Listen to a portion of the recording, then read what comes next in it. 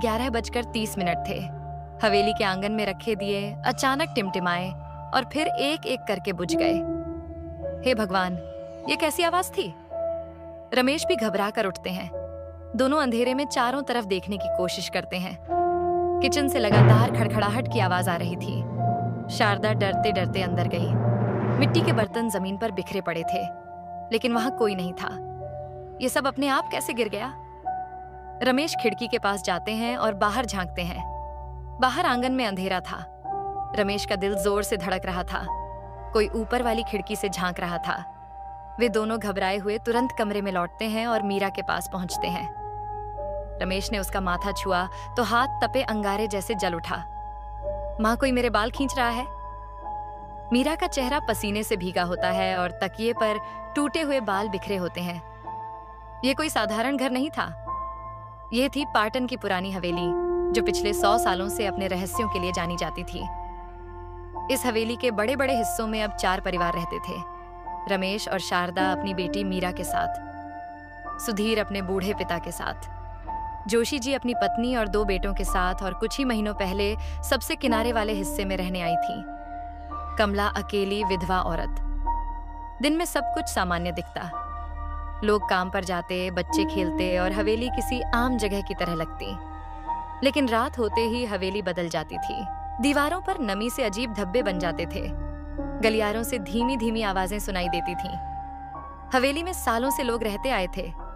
छोटी मोटी बातें तो पहले भी होती थीं, लेकिन यह सब कुछ ही महीने पहले शुरू हुआ था।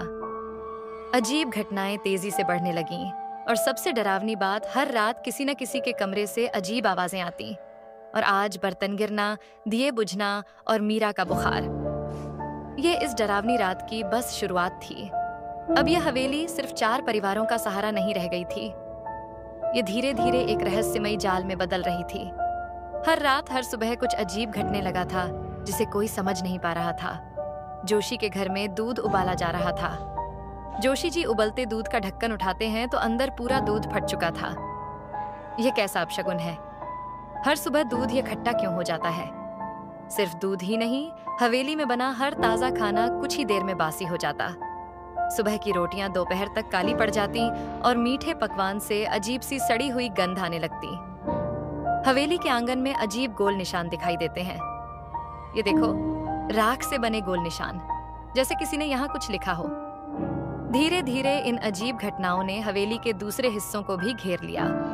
रात को सुधीर के घर में उनके पिता की चारपाई अपने आप हिलने लगती है। कभी उनके तकिए के नीचे से मिट्टी निकलती और कभी दरवाजा बंद करने के बावजूद अंदर किसी के चलने की आहट सुनाई देती। कभी बाहर लाठी पटकने की आवाज सुनाई देती और फिर किसी के खांसी की आवाज। बाबा, आप आराम से सो जाइए, बाहर कोई नहीं है। जोशी जी के घर में बच्चों के खिलौने अपने आप हिलते। लकड़ी की गाड़ी अपने आप चलकर कमरे के कोने में जा रुकती और कभी कभी बच्चे रोते हुए कहते, पापा, वहां अंधेरे में कोई खड़ा है।